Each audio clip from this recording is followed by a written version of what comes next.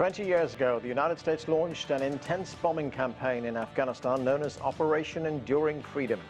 The United States and allied forces then invaded the country in response to the September 11th attacks. Hello, I'm Anand Naidu. This is The Heat.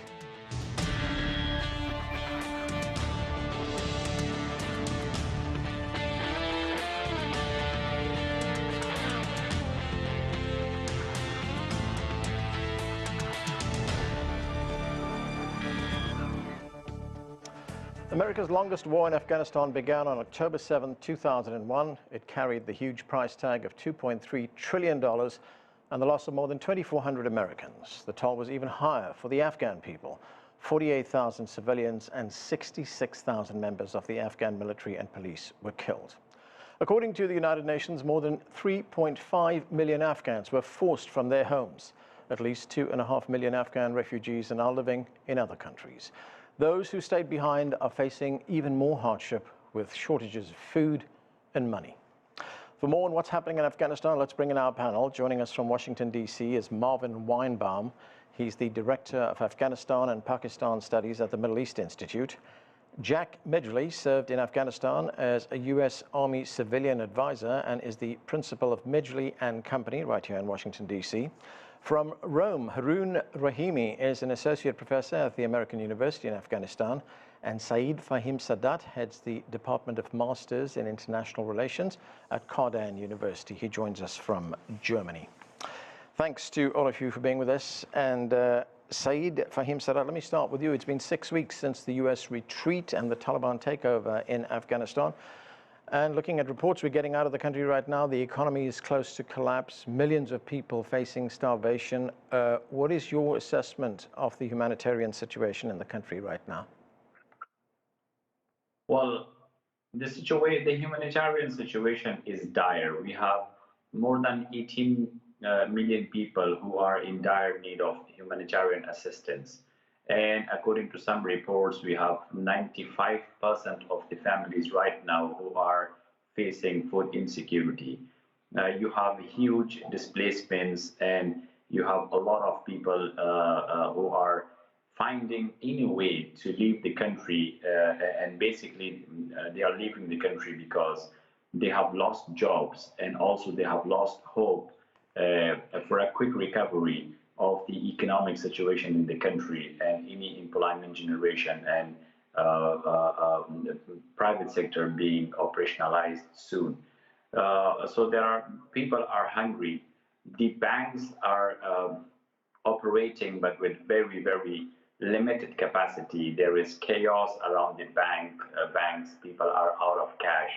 And with every day, we see people's economic situation deteriorating, and we are at a point where the people have to now wear coffins and come out to the street and demonstrate that the situation cannot be worse than this. And Saeed, what about small businesses in the country, especially in the capital, Kabul? Are they still open, small businesses? And of course, there's a lot of informal businesses as well. Well, Afghanistan at the moment lives in a situation where first you don't have a constitution or a law which is governing the country. The Taliban are still consolidating, and there are no clear instructions on anything that should happen, whether if it is economic activity, social, or even political. We are in an uncertain situation. If it is for the trade, if it is for the economic activities, or if it is for any activity. At the moment, the total situation is in an uncertain and vague situation. And what we see every day is an economy on the brink of collapse, a humanitarian situation that is increasingly going towards the worst. Harun Rahimi, I want to get back to something that Saeed mentioned a moment ago, and that's the country's finances. There was a report in the Reuters news agency which said that the Central Bank of Afghanistan has actually been selling off its foreign currency reserves. It's been auctioning its reserves off, and that money is being moved out of Afghanistan. Why is that happening? So I haven't seen the report you're talking about. If you're talking about the Taliban central bank selling, auctioning foreign currency, because they are in dire need of foreign currency. As you know, Afghanistan foreign reserves are frozen by the United States. The central bank in the country does not have nearly enough foreign reserve to actually make the financial system work, allow for international transfers to take place, allow for businesses to be able to pay for import of necessary goods into the country. Afghanistan has, over the past 20 years, have been flooded with a lot of USDs, United States dollars, and much of that money found its way to neighboring countries, Pakistan and Iran. Iran obviously is in dire need of USD because it's been sanctioned. For Pakistan, it's been a more complicated situation.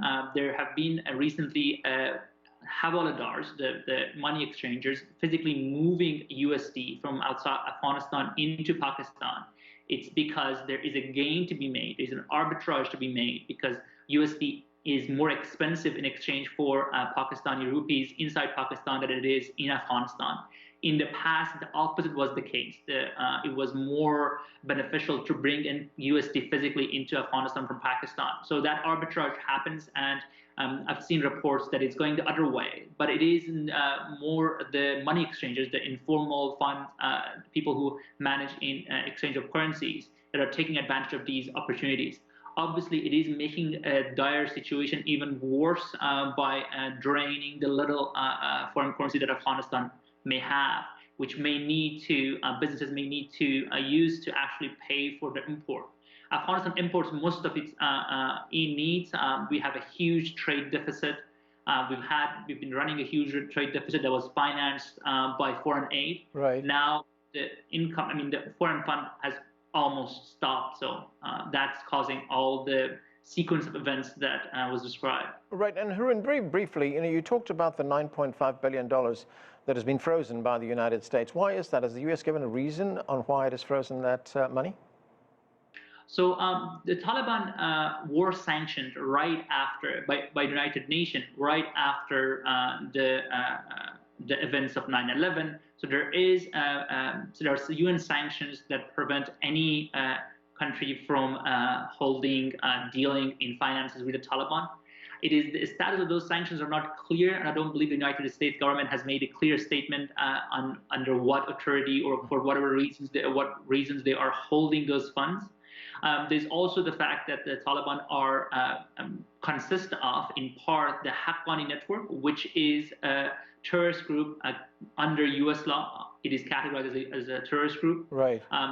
There are plenty of legal bases that the U.S. can argue to withhold those funds. They haven't made a clear announcement as to what exactly is behind this decision, but it is clear that it is a political leverage that the U.S. wishes to use to obtain certain results from Taliban. One is just the safe passage of Americans and green card holders outside the country, but others could be counterterrorism and also women's rights and other issues that are the sticky points still with Taliban in power. Okay, Jack Midgley, let's look at the situation in the United States. The United States chairman of the Joint Chiefs of Staff, General Mark Milley, he was called before Congress. He has testified there. And in that testimony, he described the 20-year war in Afghanistan as a strategic failure. He said that the military had advised President Biden to retain something like 2,500 troops in Afghanistan, not pull everyone out. In retrospect, was that a mistake to take everyone out? I don't think it was a mistake to withdraw everyone. In fact, the idea that 2,500 American troops could have made a strategic difference for Afghanistan, I think is absurd on its face. That's fewer soldiers than the United States military would send to fight a forest fire. The issue was not 2,500 troops. The issue was a long-term failure to accomplish the basic missions that were undertaken in Afghanistan, to build the Afghan security forces and to create a sustainable governance in the country. Those missions were failures 10 years ago. They were failures 3 months ago, and they're failures now. So the argument that somehow President Biden's decision to withdraw the last 2,500 people from Afghanistan caused the collapse of the country, I think is just not a defensible position. There are two big challenges now, and we have to separate them. One is the humanitarian crisis in Afghanistan, which extends far beyond Kabul into the 360 plus districts where most of the population really lives. Winter is coming. Winter's always bad in Afghanistan, and this year portends a terrible humanitarian crisis. At the same time, there is a governance crisis as the Taliban transition from being an insurgency to a government. And what we're seeing now in all of the policy missteps, in the stumbles over financing, are the challenges that the Taliban is facing as they make that change. It's only been a few weeks. They haven't got it right. And at some point, the international community will have to assist. At the same time, we're going to have to assist with the humanitarian tragedy that is going to befall the people of Afghanistan this winter if we can't get money, medicine, housing, equipment, so forth into the population. Both crises face the international community, and neither is being systematically addressed right now. Jack, those two main goals that you talk about, having a stable security force in the country and having good governance in the country, was that ever possible? Yeah, hindsight's wonderful, and I think most people now in hindsight would say that those goals were very, very naive. And in any case, were not achievable with the means that we selected, which were primarily military in nature. Even the programs of civil reform that were undertaken in Afghanistan, I mean programs like justice sector reform, training of the police and security systems, all of those programs were undertaken primarily by US and NATO military organizations, which were just fundamentally unsuited to accomplish that mission. So we used the wrong tools, we set the wrong goals, and we should therefore not be terribly surprised that we got the wrong results. The idea that we could build, for example, a functioning court system in Afghanistan on a Western legal model by having American and European soldiers set up courts, in hindsight, was simply absurd. We couldn't do it. It should not have been attempted. And the result now is this awful humanitarian and governance catastrophe that the people of Afghanistan face. It was one of the poorest countries on earth before the Americans got there. And now it's much worse. Marvin Weinbaum, looking at the situation in Afghanistan right now, what needs to happen in the short term to stabilize the country? I mean, should the United States and its allies get involved again, albeit on a humanitarian basis? Because at this stage, neither the United States nor its allies recognize the Taliban as the legitimate government. That's certainly true, but it should not prevent the United States from taking those steps which could alleviate some of the hardship that is now being experienced. So I suspect now, together with much of the international community, we'll see, although it's slow in getting started, we will see an effort here to at least relieve some of the hardship. The trouble is, it's at such a scale now that it's going to be very difficult to really, as we enter the winter now, to avoid the kind of famine that we are anticipating. Let me say that there's a real motivation on the part of the international community, including the regional partners that we have for this, and that is that everyone wants to avoid a outflow of refugees, and that seems inevitable unless they get a grip on the humanitarian problem, because it will become evident that the only way then to survive is going to be to try to leave, and that's going to be difficult, to be sure. But inevitably, I think we will see a rush at the borders if the situation gets far worse and nothing is done to overcome this. Over the longer term here, the United States, of course, has its eye on at least this is the rationale on the emergence of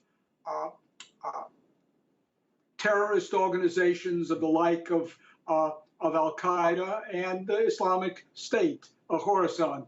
So the U.S. is going to be involved there for some time now, but it's going to be in very different terms in that American leverage in the region, of course, will be much reduced. Right, Marvin, there does seem to be some diplomatic movement right now. A group of British officials have had meetings in Afghanistan with some of the Taliban leaders. Among the things they discussed was the safe passage of British citizens out of Afghanistan, and also some issues concerning human rights, especially rights for women in the country.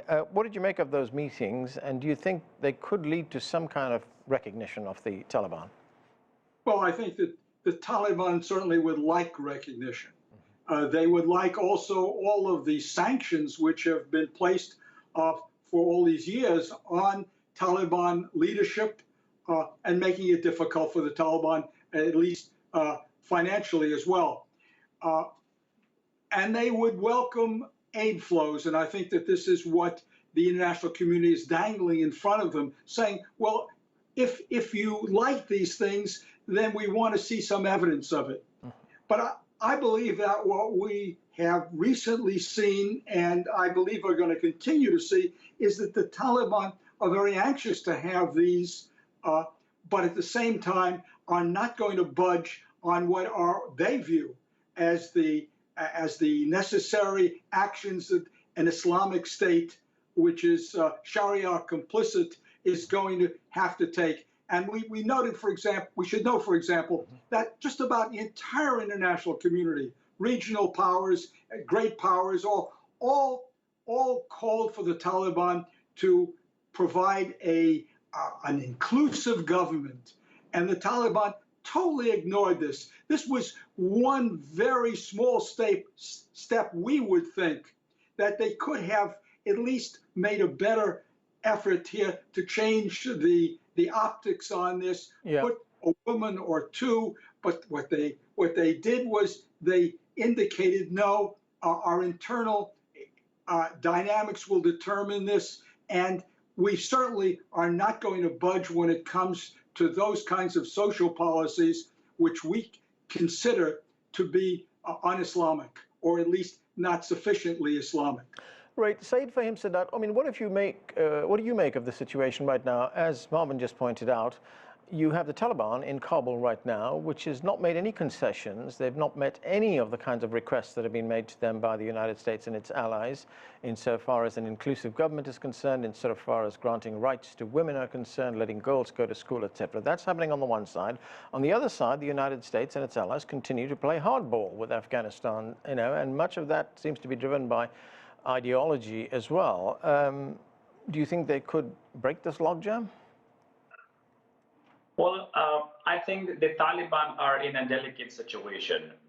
First and foremost, the events that unfolded in Kabul were very quick, and the Taliban were really not prepared to be a governing body, and they were still an insurgency. And once they took over Kabul, what mattered for them was their internal integrity and cohesiveness, and also the threat of Daesh as a rising challenge for the Taliban is also a fundamental point, because the Taliban could not provoke their hardliners, and that is why for now their major focus was to make the government all inclusive, but for their own group, so that everybody is in the cabinet, and this way they could avoid splinters, which will definitely advantage the ISK. That is why they have to ignore the international calls for group or including other groups which were not part of the Taliban. But I'm pretty sure that with time passing and with Taliban consolidating their grip on power further, they will use these calls of the international community in terms of human rights, women's rights, and inclusivity as leverage points to get concessions from the international community for themselves, such as legitimacy, recognition, and economic help. So I think these are the cards the Taliban would play, and that will happen gradually. Okay, Jack, what is your view on that? I mean, as I pointed out, the two sides, when I say two sides, the Taliban on the one side and the United States and other NATO countries on the other have very entrenched positions right now. Do you think that will ease as the Taliban, consolidates its position as the government in Kabul at some point in the future? Yes, I do. And the reason I'm hopeful about this is that we can look at examples of other Islamic countries which adopt policies that are well aligned with local interpretations of Sharia and are also able to do business effectively with the United States. Of course, the most visible example of that is Saudi Arabia. And in Saudi Arabia, the education policies that were in place even 3 or 4 years ago are not substantially different from the policies that the Taliban are implementing now. Nevertheless, the United States and the G20 were able to do business with the Saudis. I think the Taliban must be a little puzzled by that. And certainly, I think your guests are correct to say there's going to be a period of consolidation where the Taliban are mostly focused on not splintering, not breaking apart. As they consolidate, and that's going to be very tough and it may be very violent, after they consolidate, I think there will be more receptivity to moderating policies, to participating more in the international community for the hard financial reason that they need the money. So I am more hopeful maybe than the current facts would allow, because I see both an economic necessity and a historical example for this kind of evolution. I'm optimistic. Arun Rahimi, while these political talks go on, while the two sides try to entrench their political positions, as we've been reporting, there's something like between 14 and 18 million Afghans who are at the risk of severe starvation. What is the situation as far as aid in the country is concerned right now? Is there any aid organizations, for one, working in the country, and is any aid getting through? So the two major areas of concern, one is food, the other one is health. There was a suspension of health service delivery because the World Bank did not have the authorization to clear funds to the health service delivery points inside the country. The World Bank basically funds the whole health sector in the country. That authorization has reportedly been granted by the United States to the World Bank to continue to fund the health sector. But still, that hasn't been operationalized yet. The latest report suggested that at least up to 95% of the health service points are still not operating at full capacity. So that's on one front. There is progress, but it hasn't translated into actions on the ground yet. On the other important issue of food, people actually having food, the UN has been central. There was a conference where up to 1 billion and more was pledged to help Afghanistan go through, help Afghans through this humanitarian crisis. There have been a lot of movement, senior UN leaders going into the country, head of different agencies going into the country, talking to Taliban, ostensibly to set up the mechanisms to actually deliver the aid. Not much has happened yet. There's a lot of talks that some of the bottlenecks have been cleared on higher levels, but we haven't seen major actions on the ground yet. Just today, there was, you have to realize, as we described, the scale of this crisis is so huge that it would require radical actions. Today, there were reports that there are options discussed that possibly there will be cash drops, literally US dollars being flown into the country and distributed in forms of salaries to the health and education sector or others who work for the NGOs and the UN, and also to just give out people food money so they could actually buy food as in a way to save the Afghan currency and stop the inflation, and possibly distribute them through the banking sector, saving the banking sector from the collapse. It is one idea that is seriously being considered reportedly, and that could be a way forward. But so far, not much has happened. Right. Marvin, I've just got a little bit of time left. At least we forget the initial reason for this NATO invasion in Afghanistan was to drive Al-Qaeda out of the country and to defeat the Taliban government in Afghanistan. Those congressional hearings that I talked about earlier on, where General Milley was testifying, he was asked about that, and he said that if reconstituted, as Afghanistan is right now, if reconstituted, Al-Qaeda or ISIS, with aspirations to attack the United States, is a very real possibility. Is that a big risk? I don't believe it's a risk in the short term or perhaps even the medium term. Over the long term, perhaps. There's no question that, in my mind at least, that there will be opportunities now for organizations like those two, as well as other insurgent groups like ETIM, the Chinese concern here with a Uyghur insurrection possible, with IMU,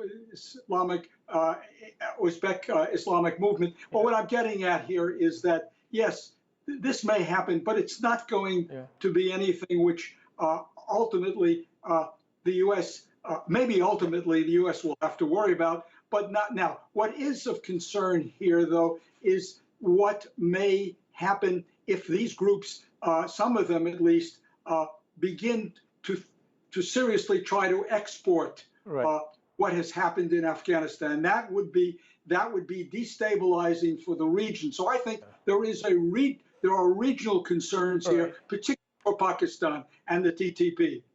Okay, and that's where we have to leave it. Thanks to all of you for being with us. That is it for this edition of The Heat. I'm Anand Naidu in Washington, D.C. Thanks for watching.